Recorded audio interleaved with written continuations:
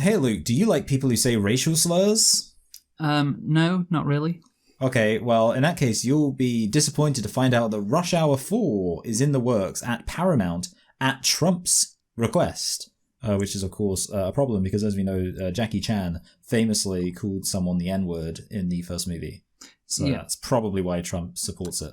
Yeah, that or his friend Brett Ratner wanted to direct it. One of the two things. But yeah, like I would be fine with Trump if this is what he was focused on, like just making sure that shitty B movies got greenlit. Or shitty comedy movies got greenlit. I mean, to be like Rush Hour is quite funny. It's one of the better like comedies, of the last. And it has kung fu in it. Yeah, of the last 30 years. But I don't think this is going to be good. I'll just say that. Yeah, I mean, I will say as the resident Rush Hour expert that the third movie isn't that good. But at least Trump's third term will be good.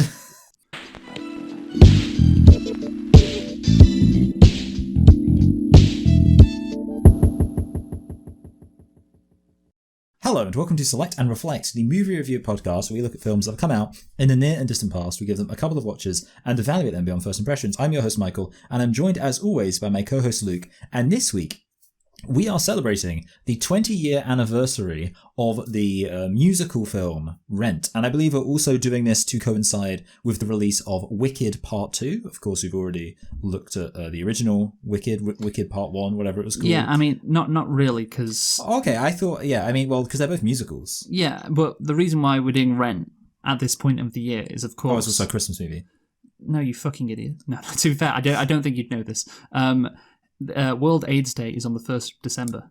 Oh, I see. Of course it is. Yeah, that's interesting. Why? Why? I don't know. I mean, I guess in my head, I just feel like there should be some logic to why a day would or would not be World AIDS Day, but there probably is some logic. I looked into the number of people who died from AIDS, and it was some interesting reading. I just kind of wanted to make sure I understood in advance of us doing this review, and I think I learned a lot. Well, anyway, so Luke, why don't you tell us a thing or two about Rent? Sure thing, Michael. So, Rent is a 2005 American musical drama film directed by Christopher Columbus, not the Spanish guy. Actually, he was from Genoa, wasn't he? Right? Yes, he was. Yeah, he was. Well, because obviously it's Italian-American discrimination. Yeah, exactly. Yeah. It is an adaptation of Jonathan Larson's 1996 Broadway musical of the same name, which is in turn based on an 1896 opera, La Bohème, by Giacomo Puccini, Luigi Ilecchia, and Giuseppe Giacosa, which is in itself based on the 1851 novel Scenes of Bohemian Life by Hen Merger. So yeah, it's gone through quite a few adaptations to get here. And there's it's a 170-year-old plus novel that this has been adapted, into. So yeah, it's kind of interesting in that regard. And I think Rent is one of the more famous musicals that that have come into the existence. It was on Broadway first, wasn't it? I believe. Yes. In New York, which makes sense, yeah. And over the last few decades, there haven't been many more musicals that have, as you say, come into existence that have been more popular or more well-known than Rent. Maybe Hamilton could be a contender, It was directed by Chris Columbus. It stars Rosario Dawson, Taye Diggs, Wilson Jermaine Heredia, Jesse L. Martin, Adina Menzel, Adam Pascal, Anthony Rapp, and Tracy Thomas. It was released on November the 23rd, 2005 in the United States. So yeah, we're quite close to its actual 20-year anniversary. And of course, we're quite close to World AIDS Day as well. So Michael, can you tell me what the budget was for Rent? No. £40 million sterling. Dollars. Well, I was going to say, if you were to say pounds, you'd be incorrect. But you said dollars, right? That's what you'd landed on? Yeah, and I said £40 million sterling dollars. It's a new currency. No, regular dollars. Well, that's bang on. Hey! Yeah. And I owe it all to thinking it through. Honestly, that's higher than I would have expected. But well done. You nailed it. You don't nail a lot, but you did this time. Anyway. Yeah. So now, see if you can follow it up with the box office. Okay, yes. So this movie made... I actually have no idea. I do not know... I'm just, when in doubt, I just double it out. 80 million. This movie made £80 million. Dollars. It actually lost money. at the box office. It only made 31.7 because I don't know if you know. Yeah, if you know, Michael, people didn't really like this adaptation. Okay, I knew that. See, the thing is, I am aware of some of that, but not all of it. Okay. Anyway, tell me, did you like this adaptation, Michael? Because I assume, of course, you have seen the actual Broadway musical. Yes. So you'll be able to compare. But yeah, did you like the movie Rent? Well, look, here's what I can say. This is my opinion. This movie was not my cup of tea. And I say that because, like, and from my perspective, my understanding is that people did not like this movie. People who like musicals did not like this movie. And I don't automatically dislike movies because I'm not filled with toxic masculinity. But for me, this movie was not my cup of tea because my experience of it was there was a lot of singing, and in my humble submission, there were not any songs that were bangers. There were some songs which I was like, okay, but I was just like, man, this is a lot of singing. I kind of feel more like I'm listening to a soundtrack than a movie. And if I was to make a more objective criticism, because that's all kind of subjective, and like if someone was like, watch this now, like, oh, I personally love the music, okay, they probably like this movie. The objective thing I would say is that with as much music as there was, I feel like the actual plot and characterization and stuff ended up feeling kind of shallow, and that's always a risk with musicals, because it kind of makes it hard with the show don't tell thing, right? Because when you're gonna have a character sing a song about like, I'm sad that I've got AIDS, it kind of ruins the show don't tell thing. So yeah, it kind of felt shallow in that sense. But yeah, it's a double whammy. I think that's an objective issue, and on top of that, even if I was just saying subjectively, did I enjoy it? Nah. But I'm not mad. Weirdly, I'm not mad that I didn't enjoy it, because I'm sure if someone likes gay music, they'd love this gay musical called Gay. Okay, well, that's kind of the point I was making before, so good to see you. Which is that they don't like it, so yeah, I know, I'm wrong. Good to see you ignored that. But yeah, I think that you are correct in there. There are so many songs or numbers in this movie. I swear there's one moment where someone literally, they have like a one-sentence conversation, like a song finishes, they say one sentence, and then it's when like they're traveling on the subway or something. Yeah, but let me explain, because in the actual musical, there's no speaking. It's all song, and in fact, the movie curtails the amount of songs. It cuts some, and obviously there are some lines that are just spoken, dialogue instead of what would be part of a number in the actual musical. So the Christopher or Chris Columbus, got to stop calling him Christopher. He actually cut down on all that, which is funny because there's still too much of it in my opinion. But yeah. So I'll kind of disregard that for now. So do I like this movie? No, I don't. I think this is a really shit movie. I think, honestly, the original premise of Rent is very annoying. But then this movie is just fucking shocking. It's abysmal, honestly. And I'm surprised you don't hate it as much as I clearly do. I mean, Let me say this, Luke. I will say one thing, which is interesting.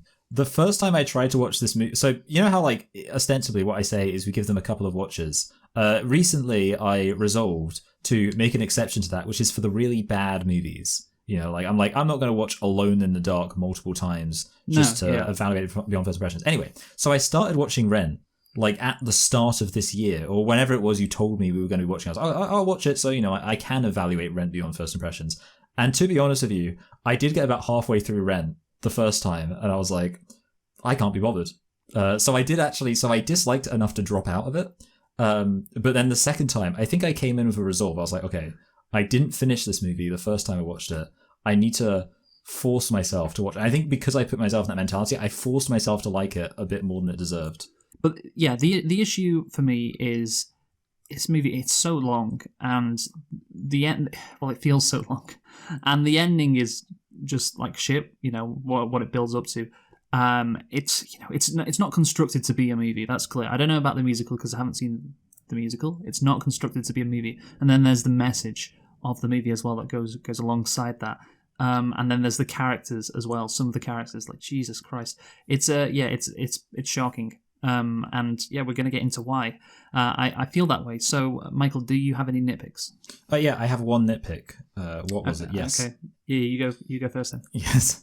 Okay, this is actually a good one. Mimi is a funny name to sing dramatically. So, when I did actually laugh at this out loud. When the drug addict Rosario Dawson dies, or fake dies, he like grabs her and he like looks like this. It's like me. It's just like it's just like a sound.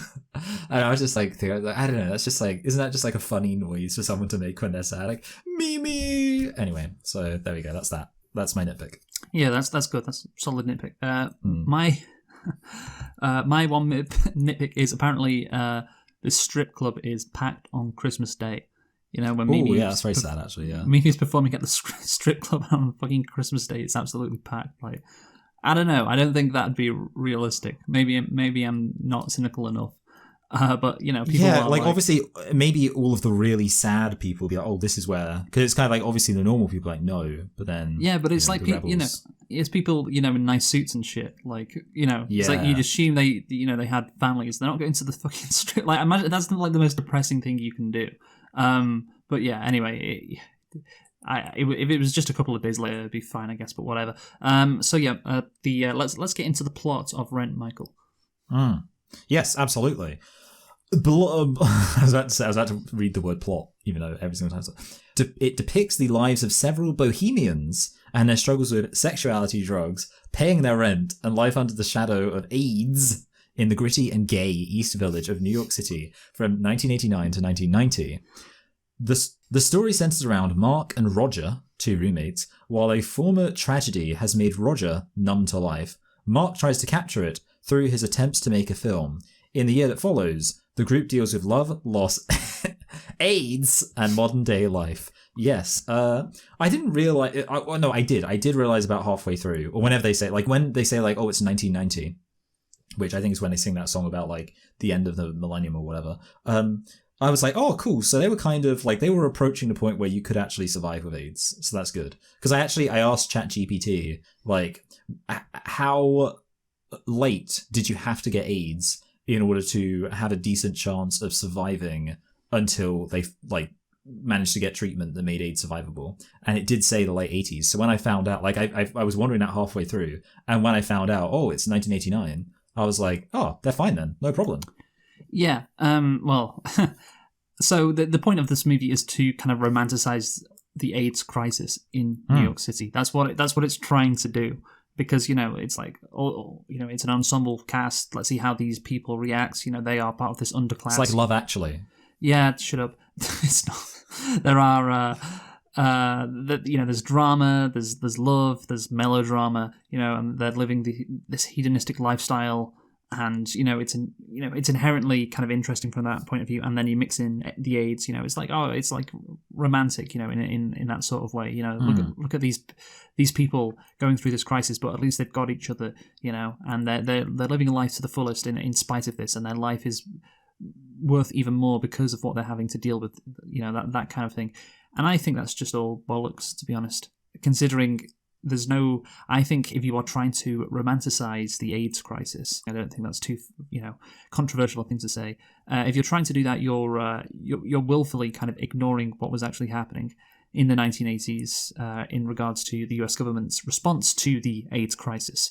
And I think it's very different to tuberculosis in the 1850s, for instance, in Paris. Like, you know, as you just pointed out, there were drugs available in the late 80s, early 90s that could have saved people's lives, and did save people's lives. But, you know, what if those drugs had been available like 4 years earlier, for instance? That might have been possible. And that's what if that had stopped them taking responsibility for you know, like their own sexual health, though. Yeah, I think that's the kind of what people, like, my understanding is that's kind of the concern that a lot of legitimate kind of well-intentioned people would kind of point out. Yeah, well, exactly. Yeah, so Republicans were like, well, there's a bunch of gay people dying, so what? Like, good, you know. Which, and of course they were in charge in the 80s. Well, they had the presidency throughout the 80s. So yeah, that was, you know, why we saw what we saw. And this movie kind of just admits that and says, instead of like, yeah, we're gonna, you know, look at what they're doing to us, they kind of just stick up a middle finger at the like establishment, you know, and that unsurprisingly does nothing for them. They're still dying, and it's the La Boheme song. You know, when they're in the cafe. Yeah, their Life Bohème, La Vie Bohème. Yeah, that song really, I think, epitomizes the problem with this movie, which we'll get to. But yeah, basically, I think the point is the suffering in the original La Bohème was, due to the limits of 19th century medicine. And the suffering in Rent, I think, is compounded by, the failure of the US government. And it's just not mentioned, it's just like omitted. Which I cannot endorse that at all. So anyway, let's. I don't know if you have anything to say to that, Michael, but yeah. No. Yeah, I think. I'm sure there'll be other opportunities to talk about that, but that is my understanding of the criticism, and I was aware of that, and I enjoyed it. So. The song starts, we're talking about Seasons of Love, which I didn't know that was the title song, but the song starts with a piano motif, which provides the framework for the cast to sing 525,600 minutes, the number of minutes in a common year. The song is performed by the entire cast in the musical, and in the 2005 film adaptation, the lyrics ask what the proper way is to quantify the value of a year in human life, concluding in the chorus that the most effective means is to measure in love. The song is often associated with World AIDS Day. So, do you think, this is an important question, obviously you say it's performed by the whole cast, do you think that as more people joined in, the song got better? Yeah, so that's something you've sent me throughout the day, and that clip from Family Guy. I honestly don't think it really applies to this at all, to be honest, because it's not the same thing as what Family Guy is mocking, at all, to be honest, Okay, so this is really disappointing to hear. You've got to understand, I was super jazzed about sending you that clip. Yeah. I was like shadowboxing, like kind of smiling, and Luke's gonna love this. And to hear that you just didn't, it really kind of hurts. Yeah, well, because the whole point of that is one person starts singing and then everybody else joins in, and even the bad guy is singing the song. But that Ronald Reagan ain't singing the song in this, is he? Well, I thought kind of the bad guy were the people who got the AIDS because of their choice to get AIDS. I was misunderstanding. that would be funny if someone was like, I really like the musical Rent. Basically, the point is somebody who was a Republican would watch Rent and be like, yeah, I like that because all of the characters in there, are awful people who deserve to die, and at least one of them did die, and they got AIDS. Yeah. So yeah, great musical, but you didn't really catch on, did you? So what I'm picking up here is that this movie is about AIDS. Yeah. So this song, let's talk about the song, 525,600 minutes. That was performed by the when I was in high school by the school play. They did it by the people in the school play. They did it at an assembly to advertise oh yeah, we're putting on this play, and it was about Rent. This is really interesting. And I hadn't heard of Rent before, and I hadn't heard the song before, and they just sang it. I was like, yeah, get ready for more of this if you come to see the play. And I thought, and I just remember this sounds pretty woke that your school. I'm sorry, I didn't realize that you were born after Section 28. Yeah, what I thought when I was listening to that song for the first time in that assembly was, well, that's a stupid way to measure a year. Measure it in love. What the fuck does that mean? How do you quantify that? It's a stupid way to measure it in minutes. Obviously, the best. You would measure it in how much rent you could extract because you're the black guy of the musical. There's multiple black guys. So yeah. You mean the Uncle Tom? Yeah. So yeah, to clarify, whenever I say a black person, I'm always talking about I just default to thinking I'm talking about the most evil one. Okay, fine, sure. Yeah, the guy that kind of looks like who's that guy? Tyrese Gibson. He kind of looks like Tyrese Gibson. Okay, but, this is definitely me being racist, but I felt he looked like I believe, gay police officer from Brooklyn Nine-Nine. Well, is he gay? Captain Holt, that guy. Yeah. I don't know, whatever. The actor died. I don't think he looks like that at all, to be honest with you. I think he definitely looks like a discount Tyrese Gibson, but whatever. The point is, I know how many hours are in a day. I don't need to know how many hours there are in a year, and certainly measuring a year in there's no debate. A year is measured in days, 365 days, or 366 on a leap year. Everyone knows that. There's no need to write 365 days. Yeah. So I get it's a nice catchy tune, and it's probably the best song in the musical because it's just kind of catchy and it's not really saying anything. It's just kind of making a dumb point, which I don't really agree with. It's also probably the best song because it's the song they picked to be at the start, which you would do. And at the end, well, that was cut from the movie, which we'll eventually get to. But yeah, let's get into the actual movie now. Yes. On Christmas Eve, aspiring filmmaker Mark Cohen and his roommate Roger Davis learn that the rent previously waived by their old friend and now landlord, Benjamin Benny Coffin III, is due. Meanwhile, their former roommate, Tom Collins, shows up and gets mugged. Yes. So this is the start of the big important issue, which is, where is the rent? I must have the rent. Yeah, it's weird that these guys don't want to pay the rent, especially like the Jewish character. You know, he's not interested. Yeah, why isn't he living in one of his tunnels? Yeah, like I thought it was a bit weird because like they seem reasonably successful. I don't know why they're so poor. They're just lazy. Well, yeah, they don't have jobs. I mean, they don't have. They don't do anything all day. Yeah. Well, Mark Cohen, this character. You know, I won't be anti-Semitic, I promise. But he's just so annoying. You know, that line, like right away from this point on, I shoot without a script, and he's just going around New York, like just filming random shit. Yeah, he's a bit up his own arse, isn't he? It's like the most pretentious thing I've ever seen. You know, then later you realize, oh, he could just go back to his family, but he doesn't because he hates them, as apparently they're just too cringy.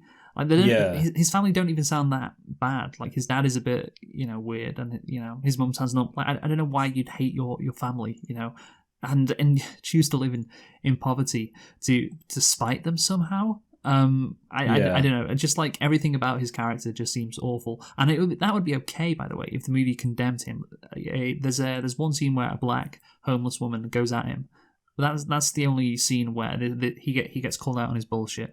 And of course, at the end, all the characters watch his film, and it's like, oh yeah, what an amazing piece of art. It's such a great film. When it's fucking it's fucking. I mean, he's a lazy artist. And, you know, he's going around shooting stuff, you know, without a script because it's natural, so it's more authentic, all that bullshit. And it's one of the worst habits I think like an artist can have. And he's not even an artist. That's too good a term for him. And would you call him a fartist? Maybe.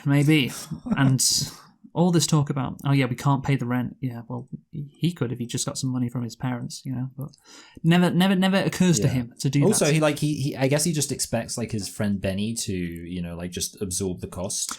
Well, we'll get to that now. Yeah. Yeah. Yes, absolutely we will. Mark and Roger meet with Benny, who tells them he plans to evict the homeless from the nearby lot and build a cyber studio. He offers them free rent if they get Maureen, Mark's ex-girlfriend, to cancel her protest against his plans, but they refuse.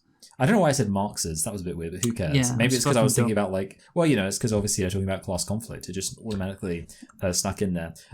This seems like a little.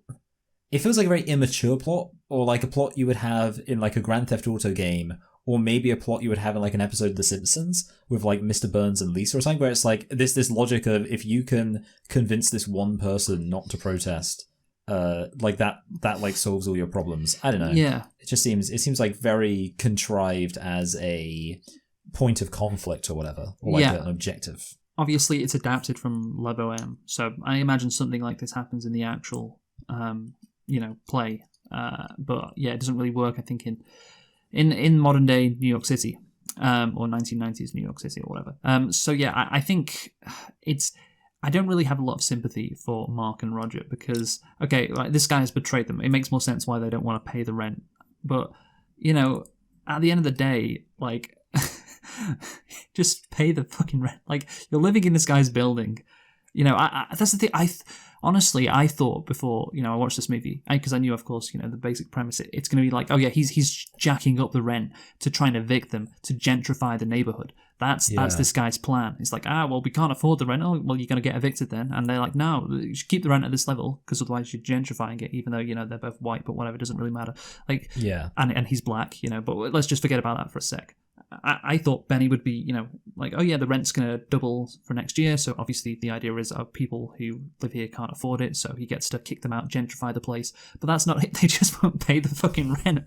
Like it's fucking hilarious. Like I'm going to have sympathy for these characters.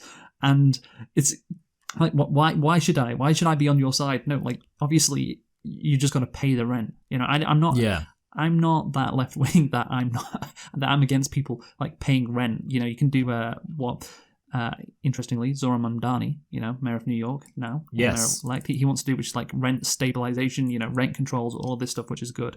But I'm not like, you should just be able to live in somebody else's building without paying rent, at all. It's absurd. So yeah, I mean, again, so right from the up, I'm like, these guys are just no. I'm not on your side here when it comes to the rent, and I should be, because this guy is the big evil landlord. Also, Rent is the title of the movie, so you should definitely be on their side when it comes to rent. Well, exactly. Yeah, it sets up the whole movie kind of. But yeah, I'm not on their side. Do you agree?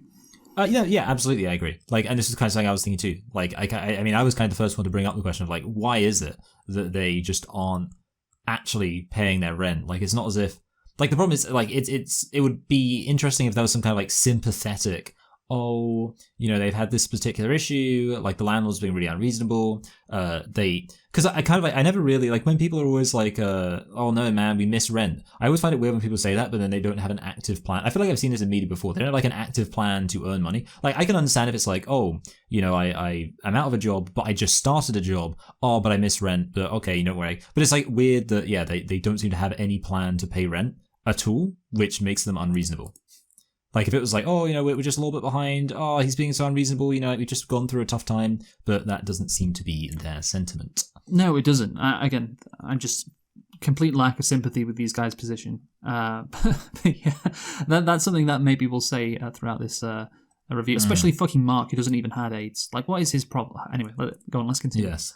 A street drummer, Angel, finds Collins, and they bond since they are both HIV positive. Roger, who is also HIV positive, as well as a former drug addict, tries to compose one last great song before he dies. Yes, so I wish this movie would compose one last great song before it's over. Yeah. I don't know. It's always weird to like have... I kind of don't like when pieces of media... It's a bit weird. When pieces of media are like about the thing that they are, it's always like, sometimes it can work in like a meta way, but the fact, like, a lot of the time it feels like a bit masturbatory to like have like this thing of like, oh man, I'm trying to write like the best song ever that like totally sums up my experience. Like, but that's what you're trying to do, Mr. Person who wrote this musical. Jonathan Larson. It seems like you're just, Mr. Jonathan Larson. It seems like you're just jerking yourself off. Yeah. Does he write, one great song? Not really, I'd say, because the only memorable song is the 525,600 minutes song. But yeah, we actually didn't talk about the previous song, which was of course Rent, which I think was better than most of the other songs in the movie. Yeah. Again, we're not gonna pay. Yeah, that's the like this one song, Glory. It's just shit. Like a lot of these songs are just completely forgettable. And yeah, all of them have AIDS. That's I mean, obviously they do. Like that's the whole point of the movie. But yeah, it's like, I just find it funny when Angel says, yeah, I'm going to this life support thing because I've got AIDS, and then Collins is like, oh yeah, I've also got AIDS. Like, yeah. What are the chances? Like, you just walk in any random direction in New York City, you'll find someone with AIDS. Yeah, the really bad exposition there, but yeah. Yeah. Did you like what I sent you, where I said, it was pretty funny, I think everyone can agree. I said, the three genders, lesbian, Jewish, and AIDS. Because that's like sums up the whole movie. So you got the lesbians can't get AIDS, of course, because they don't have penises. Gay people definitely get AIDS because they've got twice as many penises. The more penises, the more AIDS. I think that is actually a pretty good rule for life. Yeah, that's a good correlation. Yeah. So and Jewish people can't get AIDS because I believe, like, they say circumcision is supposed to like help with stopping disease and spreading. Well, now we're going to talk about Chris Columbus in particular, because I think one of the failures of this movie was whoever decided that this guy, Chris Columbus, was a good director. As you will read out now, Michael. Yeah. For some reason, I thought this movie was by fucking hell, the Schumacher guy who's not called Ralph. I can't remember what his name is. Joel Schumacher. But yeah, and then I was like, oh wait, Christopher Columbus. Just because he's gay. Sanitized aesthetic. Yeah. The stage version of Rent was raw and grungy, reflecting the squalor and desperation of the East Village during the AIDS crisis. The film, directed by Chris Columbus, known for Home Alone and Mrs. Doubtfire, just to jump in, would you say those two movies are similar in tone to Rent? I would say that Mrs. Doubtfire does have some kind of, similar themes of, kind of... AIDS. Yeah, exactly. But no, yeah, I would say they are slightly different. Okay. So it was criticized for being too cinematically polished and visually appealing. The character's loft looks relatively spacious and stylish, undermining the central theme of poverty and struggle for bohemian life. Yeah, I did not think they were supposed to be poor. This polished look makes the characters, especially when played by the original cast who are significantly older than their early 20s characters, seem less like starving artists and more like privileged adults choosing a misery tourist lifestyle. This is interesting, and Luke, I'm glad that you have included this, because actually it kind of covers a lot, because obviously that is like a thing, and it's actually that's actually really interesting to me that I can imagine this movie being like a big criticism that hangs over it is that sense of, it doesn't really feel authentic that they supposedly feel the way they do, and finding out that it's actually because the original thing would have had a very different feeling to it. That is interesting, and I like that you've presented this little tidbit. Oh, thank you. I appreciate that. I like it when my work goes noticed. But I thought that when I saw the apartment, because their apartment is fucking massive. It's a really nice open plan apartment. And I was thinking, it doesn't really scream poverty, And the reason why I wanted to read out the title is of this paragraph was, it sums it up quite well. There is a sanitized aesthetic in this movie, and that is, I believe, because of Chris Columbus, who, again, you look at his previous works, Home Alone, Mrs. Doubtfire, and, of course, Harry Potter, which apparently you really liked the first one, right? He did the first two, right? Yeah, well, I do feel like it actually undermined a lot of J.K. Rowling's original vision about gay children struggling to pay rent. I actually feel like in many ways that was lost. Yeah. So he completely cut out of it where Dumbledore has AIDS. They have to pay rent a different way, unfortunately. Oh no. No. So this is a guy who's directed the two kid-friendly Harry Potter movies, Mrs. Doubtfire, Home Alone, obviously also aimed at kids. Is it right for him to direct Rent? I would say no, and he doesn't do a very good job at all. Again, it feels very polished. It doesn't feel raw and grungy, which it probably should, and that is a big failing of this adaptation. It's a poor adaptation in that sense. No, yeah, absolutely, and it's significant because it very much like our main criticism of the characters feeling like unlikable spoiled brats entirely. Well, certainly largely extends from that if they seemed like really poor and they were living in a shitty place. Different. Roger's visited by his downstairs neighbor, Mimi, an erotic dancer and heroin addict who tries to convince him to do heroin together despite her own HIV plus status. Also say, bitch. Also, which you have been doing, say the songs. Yes, which is of course and this leads the song Light My Candle. Yes, there we go, Light My Candle, which I just found it very annoying, the song. I mean... I also found the song annoying. It's a shit song. This song is really shit. Like, the direction is so shit as well. My candle blew out. Yeah, there's no cinematic flair to it. It's trying to be playful and quirky, but it doesn't work because the camera it's just so boring throughout the scene. It's awful. It's awful. And this is one of the, I think, worst songs in the movie. Yeah. I would agree. Like, I also kind of felt as I was watching, I was like, this is not as fun as I was hoping it would be. And it doesn't set up the fact their relationship's quite a significant part of the movie isn't set up well. Because, and also, like, again, this is another limitation in my view of like musicals, because I feel like it does make this stuff feel inauthentic. Whereas, like, if they actually had like a real conversation where they seem like human beings, you'd be like, okay, cool. But because they're like singing at each other, like people who aren't humans, it doesn't work. And again, it can work. Like, you take like West Side Story, but things West Side Story, like the music there is like really good. And yes, well, that also matters. Yes, that makes a big difference. But okay. So if you can't adapt it, then just don't adapt it. But I guess it was very successful, so they wanted to adapt it. But the first mistake was adapting it. The second mistake was giving it to Chris Columbus. But yes. The film leaves ambiguous the death of Roger's girlfriend April, who dies before Rent begins. In the film, she is seen reading a doctor's report that she is HIV positive. It is stated that she has died, but nothing more is said. In the stage version, Mark explicitly states that April ended her life by slitting her wrists in the bathroom, and Roger found out about his HIV status in the suicide note. Chris Columbus states in the DVD commentary that a scene featuring April lying in the bathtub with her wrist slit was filmed, but cut as he thought it would be too much. I mean... the thing is, the film doesn't really have any blood in it. Well, yeah, you think that because you're a pussy who's scared of blood. But I am somebody who is not scared of blood. I remember actually, what was it? John Wick, I think it was that movie where there's a scene of this woman cutting her like wrists in the bathtub and killing herself, and you really hated that, and I was like, I'm not that bothered by it, like it's okay, it's fine. So I'm not surprised you maybe think it's too much. You're like Chris Columbus here, but no, I think Chris Columbus is an absolute coward for not leaving this in. Again, he really tries to sanitize this movie. And it fails because this movie should be the opposite of sanitized. He's not directing Harry Potter anymore. He like show that show like what this AIDS crisis led to. Actually show it instead of trying to just omitting it, which is again one of the problems with the original musical of Rent, and this movie just doubles down upon it in my opinion. So there you go. As a true artiste, Michael, as a true appreciator of Kino, the girl should have slit her wrists, and we should have seen that.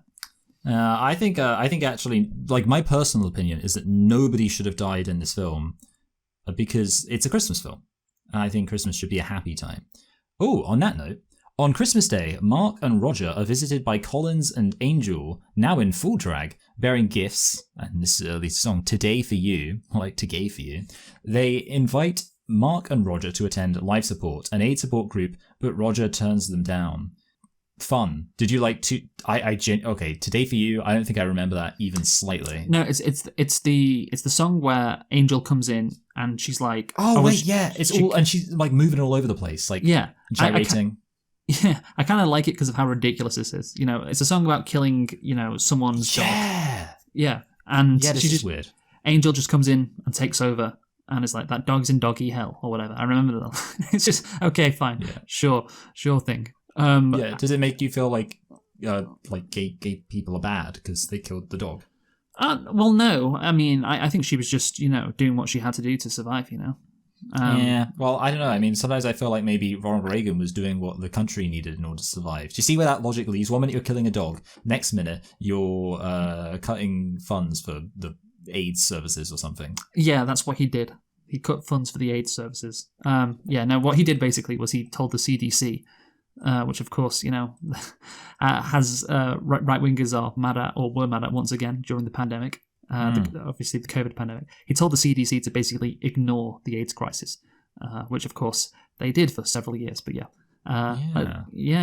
So now we get the Maureen Joanne storyline, which is great. Because it's got women in it, which means DEI. Mark goes to fix Maureen's sound equipment. He runs into Joanne, Maureen's new girlfriend, who bonds with him as they discuss Maureen's promiscuity. And this is the song, The Tango Maureen. I do remember this song. I don't really remember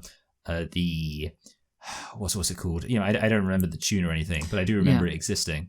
Yeah, they're bonding over the fact that their girlfriend is a hoe. Cuts unite. Yeah. Yes.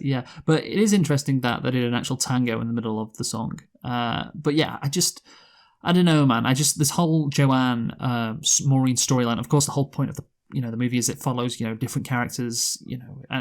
Like there's 8 or 7 different characters out there who the movie follows. So okay, here's 2 more, but neither of them have AIDS, and neither of them are in relationships with people who have AIDS.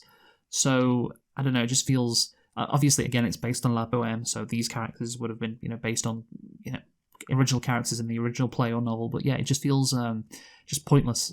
And I think the movie would have been better if these 2 characters and their whole storyline was cut. But yeah, I don't know. Do you feel that way? Yeah. I think the song's fine, and like this, I don't know. Yeah, it's kind of a situation where Chris Columbus was happy to cut some stuff. So I feel like in a way.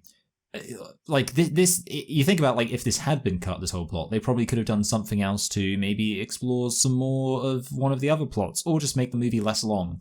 Both of these would be preferable alternatives. So, yeah, the movie 1 isn't great, or rather, this plot point isn't great, and 2, it's taking away focus from other stuff. Mark arrives at the life support meeting. This leads to the song Life Support. He films the meeting for the documentary that he's making about people living with HIV/AIDS. So, yeah, the thing about this is I feel like he kind of seemed like a dickhead. I don't know. I feel like they... it's not the biggest dickhead thing in the world, but like the way they like handled him being like, oh, I'm going to film this AIDS thing, and like the people looking uncomfortable. I don't know. It just seemed like weird that he literally showed up, said some weird thing about like, oh, I don't have AIDS, I'm normal, you fucking freaks.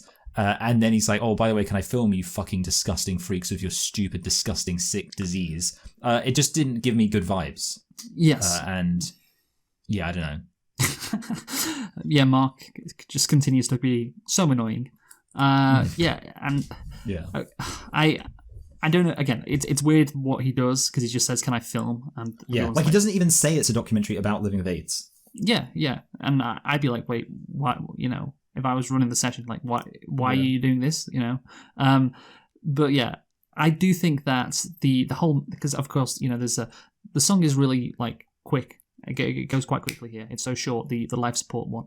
And what they take from it, or what the trio there, Angel, Collins, and Mark, take from this song is, you know, no day but today. You got to live for today and not worry.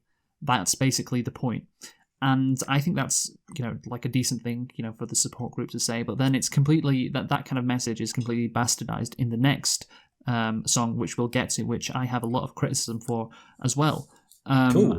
Yeah, because basically, yeah, you know, the slogan is "No day but today." That's what matters. So you should just do heroin then. Obviously, that's the message.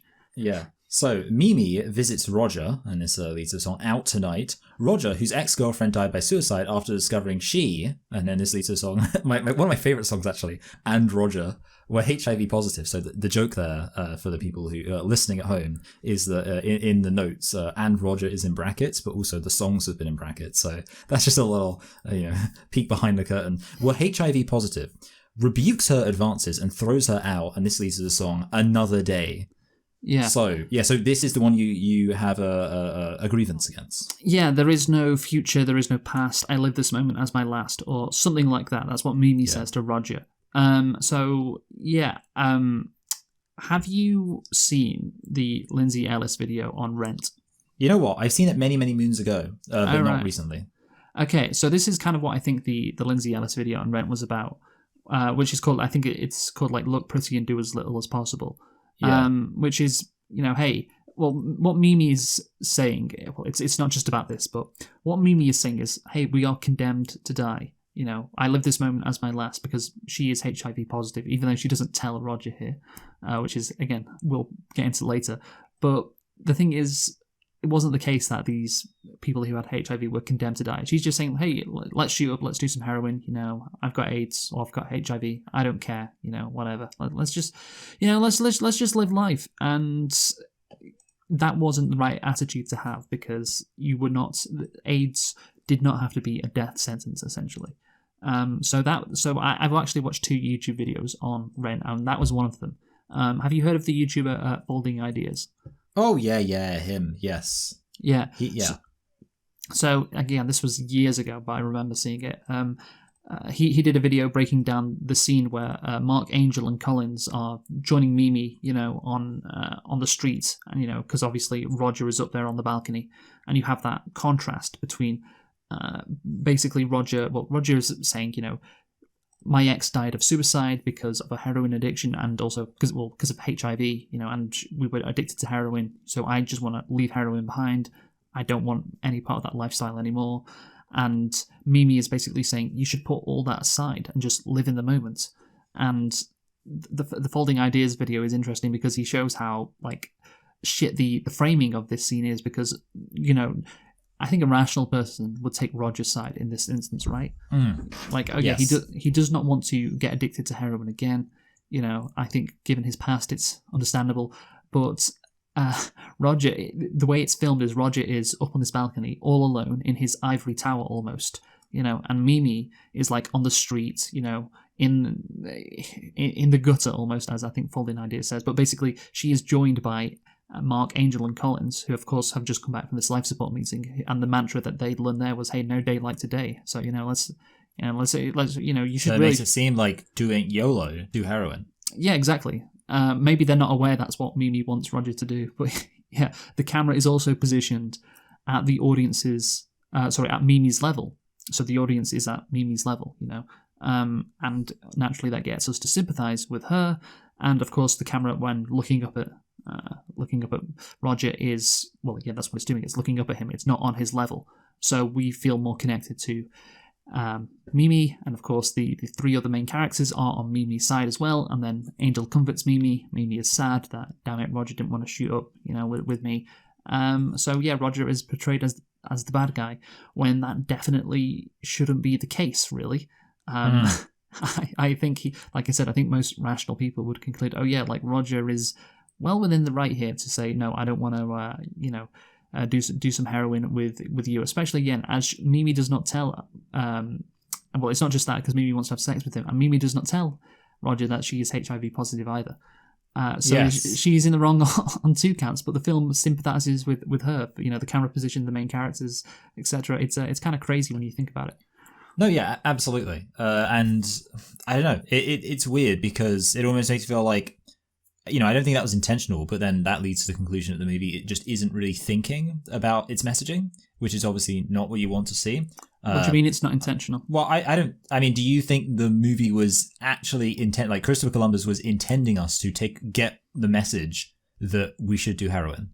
Well, the Christopher Columbus is intending for the audience to sympathize with Mimi. So yeah, so I suppose so, but like obviously, so it's kind of when I say not intentional, I guess what I mean is he didn't think about the wider implications. No, of well, the fact that the position Mimi's in is like she's actually not advocating for the right thing.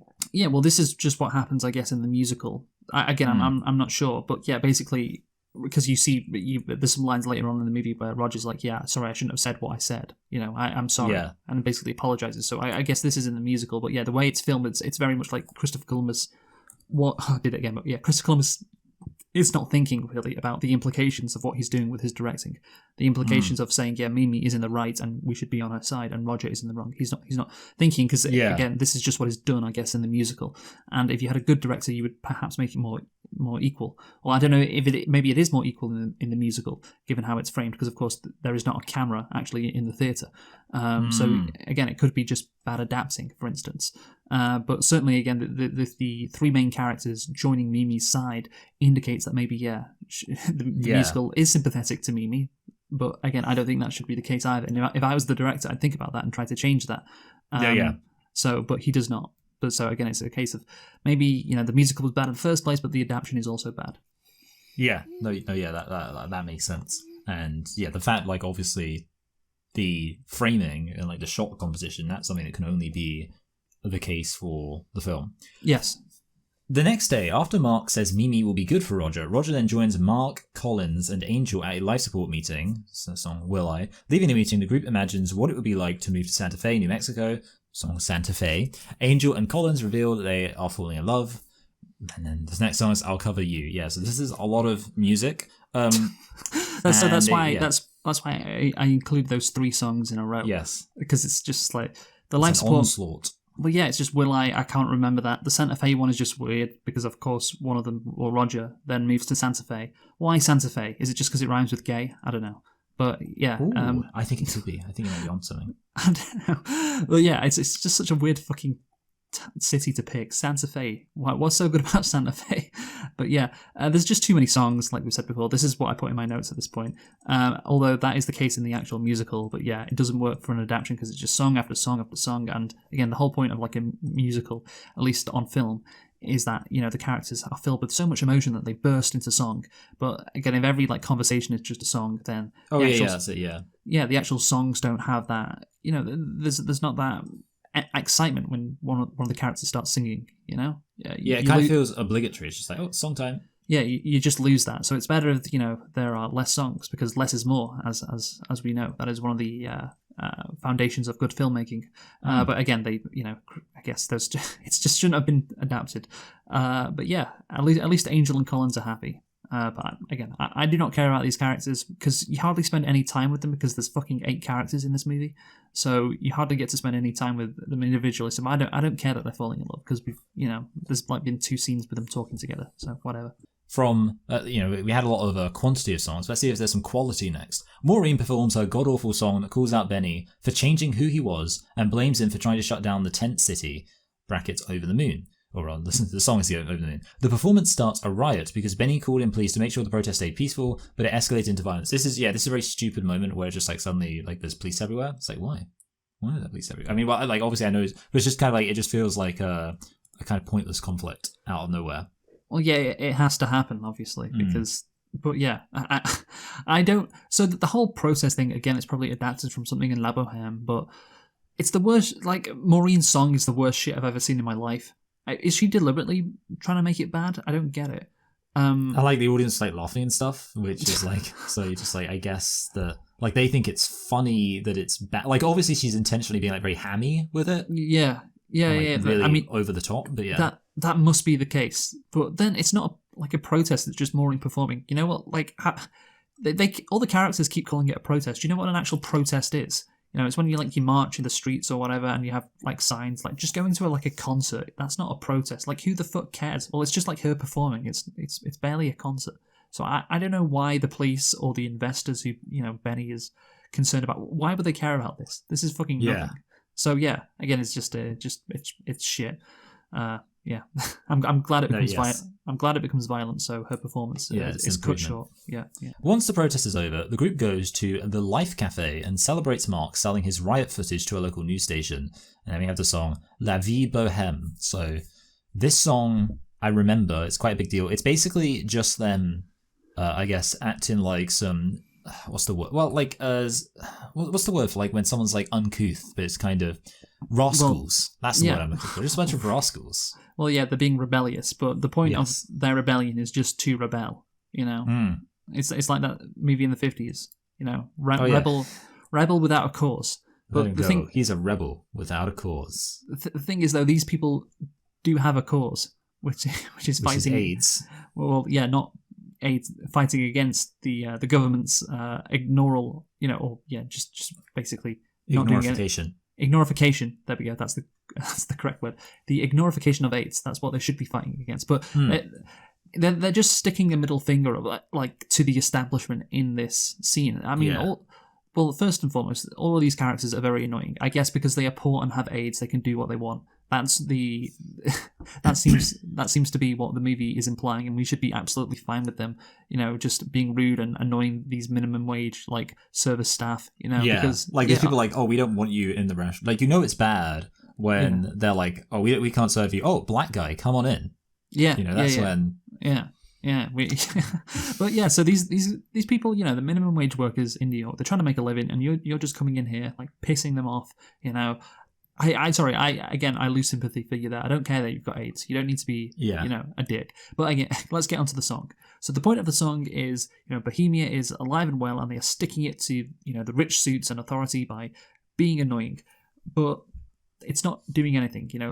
There's a lack of substance here with this La Vie Bohème song. Because, okay, great, you've pissed off these rich old white men. You're giving a middle finger to these rich old white men in this cafe. But guess what? They're voting Republican, and they have killed you.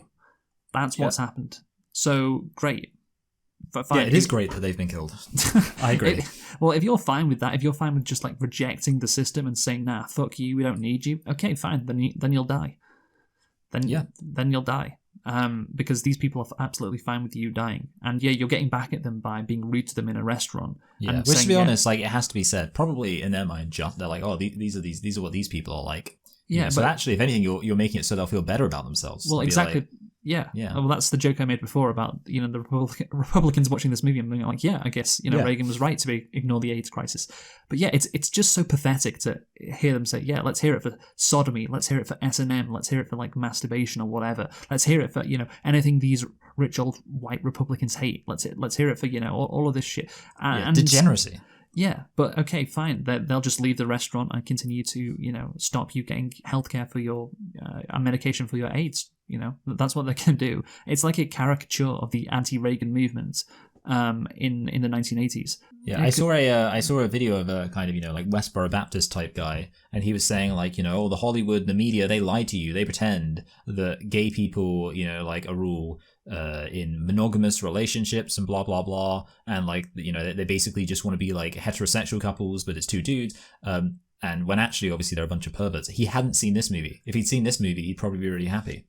Yeah, no, exactly, yeah. I mean, the thing is, like, the AIDS crisis was an inherently political issue, and what you have done is just, and this is like a very political song, but in some sense it's not, because it's just saying, yeah, let's just, again, stick a middle finger up to the system and the people in control of the system, rather than demanding change from the system. And that's the whole point. They don't have any power, and they don't seem to want power, and they're kind of fine with that, even though the result of that is what happened, which is a load of people dying of AIDS that didn't need to die. So again, this is why I really have an issue with this La Vie Bohème musical, because I think number, because I think it sums up everything wrong with the musical, to be honest. No, yeah, absolutely. And I think you've nailed it. It basically just, as we said, it justifies people dying of AIDS. It's like kind of how everyone says. I remember seeing people say about like the Well, Bohemian to be Rhapsody clear, movie. I don't think it justifies people dying with No, AIDS. it's okay. No, don't worry. Like you don't have to apologize here. We're not the woke mob. I remember seeing someone say like the Freddie Mercury movie. Like the problem is it made Freddie Mercury too kind of forlorn and sad, and it should have had him being like a crazy party animal. I'm like, well, maybe that would have made it less sad that he died of AIDS. Anyway. Yeah, well, so again, what this isn't, I think, an issue with the adaptation, because I think the actual musical itself, because obviously this song is in the actual musical.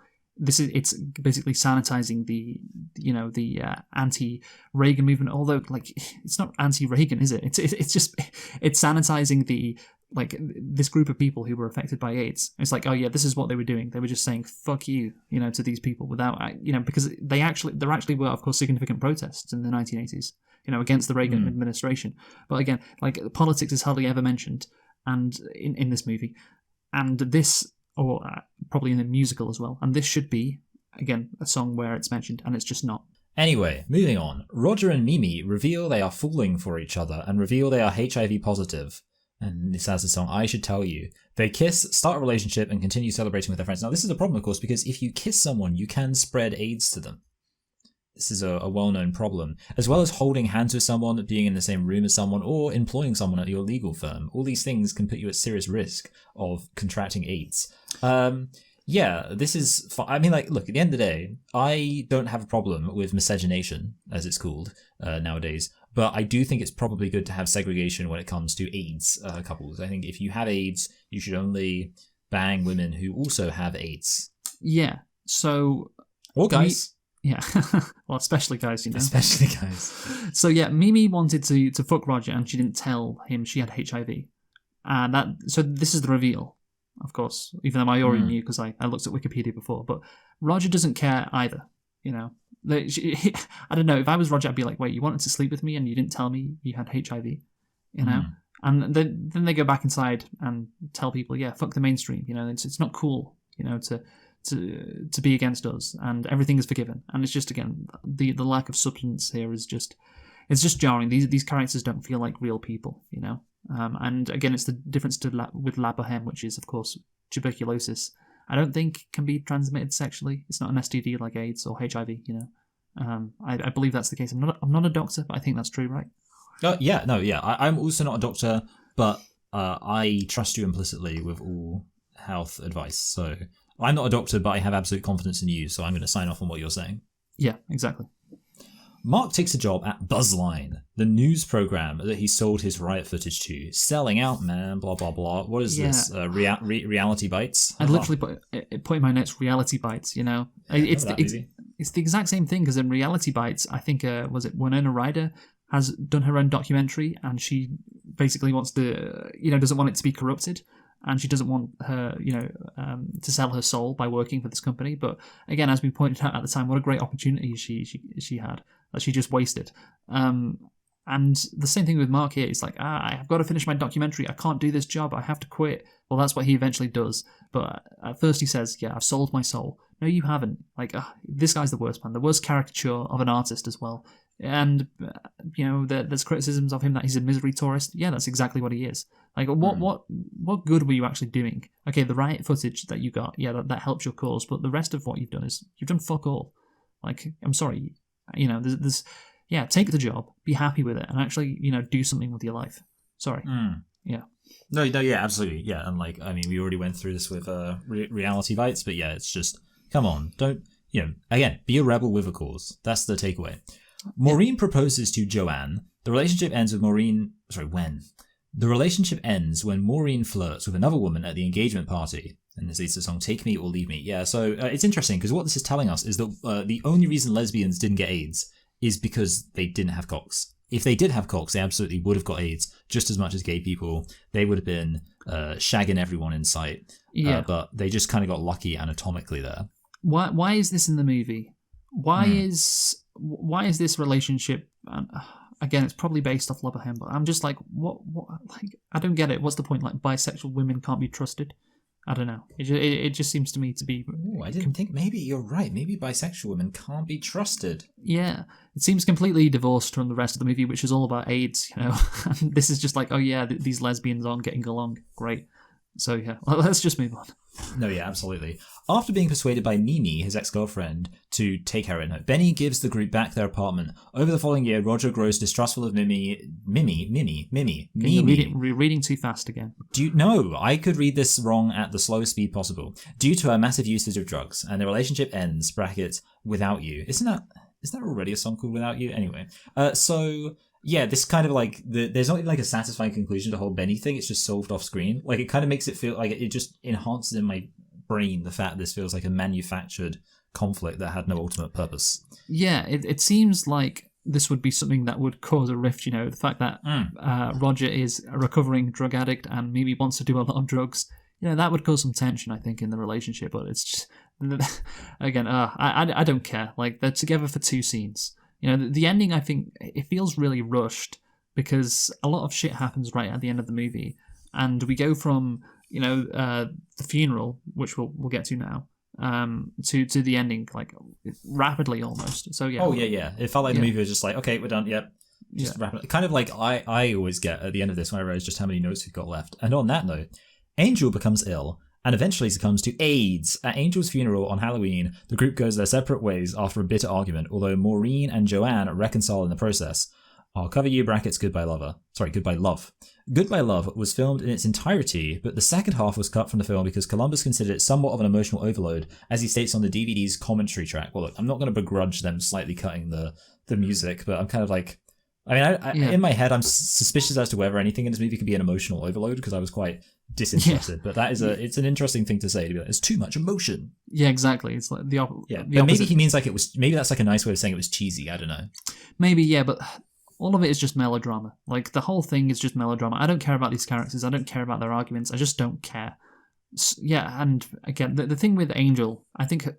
It happens so suddenly. Her death. Oh yeah. I saw that too. Yeah, like I was like, wait, hold a minute. This is just where we're at right now, just going to show this character dying. Yeah, again, nothing about the failures or nothing about how she was failed by the US government, the CDC, any of that shit. No, that's too political. We don't want to get into that. So yeah, she just dies and it's really sad. And that's it. That's all we need to know. Again, just taking the politics out of something which is inherently political because maybe she died in 1990. Maybe she didn't need to die. Maybe, that's past the point of some return, as they call it. Like if the CDC were allowed to take this crisis seriously, maybe she would have survived. Maybe if it was like 86, fair enough. But 1990, no. But again, there's just nobody says anything like that. That's never brought up at all. It's just how sad it is that she's died. AIDS, it's not as if like it has to be about politics, but then like it's kind of like if you're going to do a movie about like so many different people, and the thing is the movie is about it's about like ideology and stuff, so that's the issue. There's kind of like they intentionally don't have the politics in there. Well, the whole point of the musical Labaham, these people like they're anti-establishment. That's the thing. They position themselves as anti-establishment, so that's inherently political. But just they take the actual politics out of it. That's what's frustrating because again, what happened with the tuberculosis crisis in Paris or whatever, it's not the same as what happened in New York in the 1980s with the AIDS crisis. They are different. There are different things that occurred. That means the context is different. And if you don't put that in your movie, then you're just missing it, and that deserves criticism. But yeah, also speaking of sanitization, that's the actual musical. There's another aspect of the movie which was sanitized by Chris Columbus. Yes, sanitization of homophobia. The friction between the bohemian artist and the establishment, personified by Benny, the landlord, and the reality of being LGBTQ+ in the 1980s era is softened. For instance, the original play has a line suggesting Angel's funeral could not be held in a church due to homophobia, but the movie's funeral is held in a beautiful grand cathedral. This change minimizes the real-world bigotry and systemic failures that the characters faced. I was also a bit confused that lesbians could get married. I mean, like, I don't know. Maybe it's like a civil union, I guess. Yeah, you didn't listen. The guy says life partner, so they. Okay, yeah, fine. Yeah, I see. So yeah, I was thinking that. It's like, okay, they're in a church. That's interesting. But yeah, apparently in the actual musical, they're like, it's going to be difficult because of the homophobia that Angel would face. Yeah, to actually get a funeral, but nope. That's just completely omitted in the movie. Again, the movie really exaggerates the musical's failures, I think. So yeah.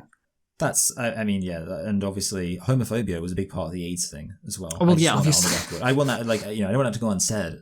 Roger sells his guitar and moves to Santa Fe. Oh, thank God. Finally, I was so excited for him to get to Santa Fe. He eventually returns to New York. Like I feel like it's over the course of one song. Yes. He eventually returns to New York because he still loves Mimi, while Mark quits his job at Buzzline to pursue his own film.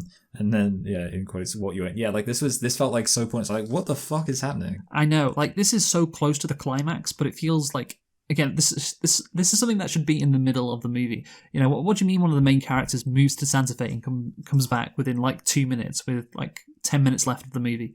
You know, and again, just cut that. You cut everything else. Just cut that because it's a stupid fucking plot line. And Mark, again, is just the worst person. You know, he's angry about doing his job. Like, this shitty documentary must be prioritized. Can't you do that in your own time? Like, are you that busy with your job that you can't just work on your documentary, you know? Like, in your spare time? Apparently not. It's just, hate. And you know what, Roger? You stay in Santa Fe. Mark, kill yourself. You know, that's Absolutely, my... yeah. Yeah.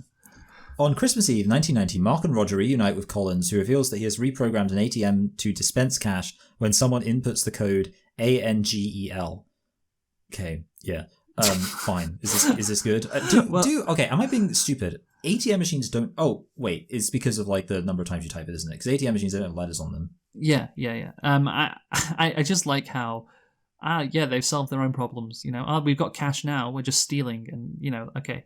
You haven't changed anything systemically, have you? And it sums up the movie quite nicely, you know.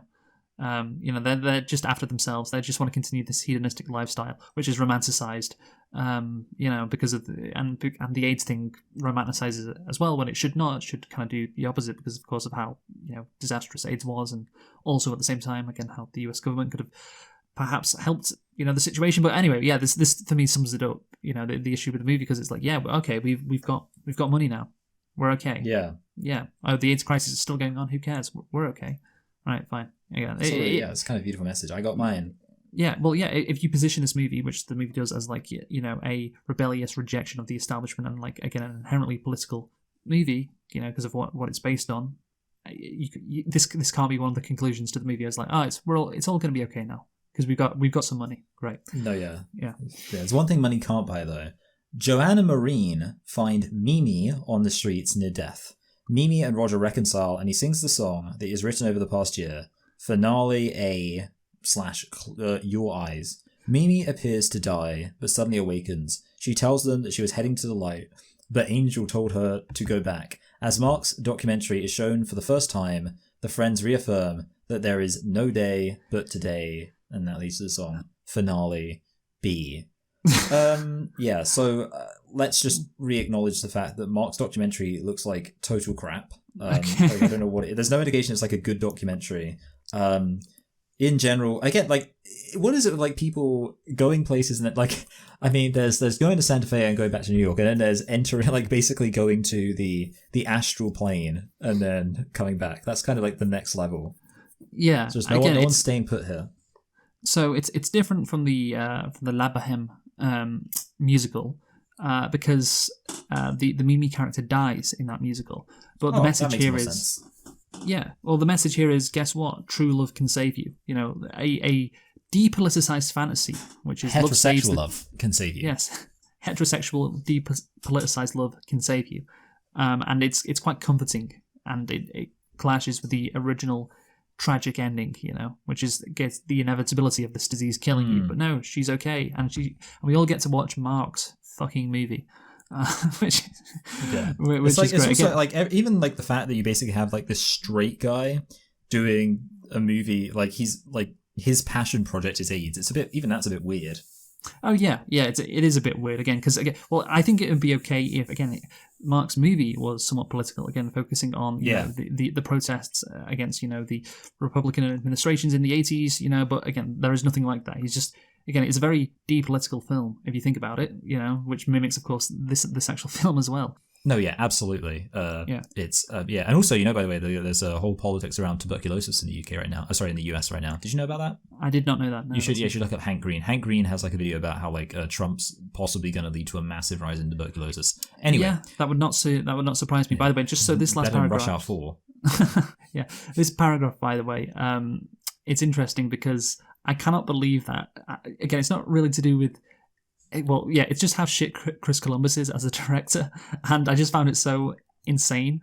And it's nothing to do with like his like choices in terms of making like the movie worse or his adaptation or the failures of the movie or the musical. It's just, but I just find it very funny. Go on. Okay. The DVD release of the film includes an alternate ending showing all the main characters except Angel standing in the positions where they were during the Seasons of Love opening. Later in the scene, she enters from the side and walks down the line to take her place. Although this tableau is used in the finale of the musical, it was dropped from the film for fears that audiences may have wondered why Angel had returned or why the characters were lined up on stage again. In the commentary, Chris Columbus adds that he didn't want audiences to think that everything was okay and Angel was alive again. That's, like, can I say, thank God he's so considerate. I mean, like, he must think the audience, they're fucking morons. Like, what an awful director, man. What? Again, maybe that wasn't the actual reason, but it's so stupid. Like, the audience has they've seen Angel die. I think they could grasp because all the characters are on the stage at the end. Like, okay, this isn't actually happening in like. Yeah, I feel like musicals have plenty of like unconventional storytelling. Well, yeah, because you suspend your disbelief because these characters are fucking singing in the middle of a movie, like they're singing on the street, and where's the music coming from, how did they know all these lyrics? Again, like it's very easy to suspend your disbelief with movies, I think in general, but especially like musicals. So to think he thought the audiences were too dumb not to grasp that. Oh yeah, Angel is not actually alive again. Angel's dead. Is insane. But yeah. So yeah, let's conclude now. You go first. Yeah, so basically, I do think all of these criticisms are valid, and personally, I did not enjoy this. It might actually, it was a pretty bad musical.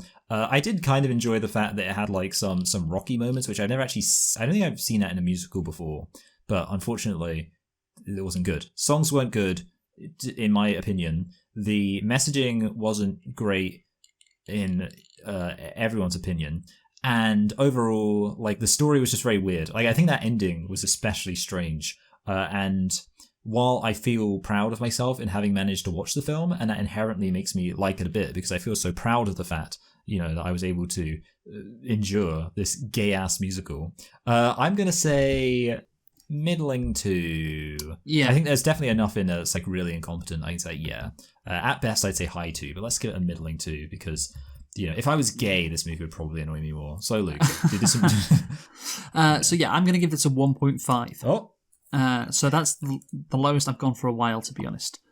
Because I only go less. Because you are gay.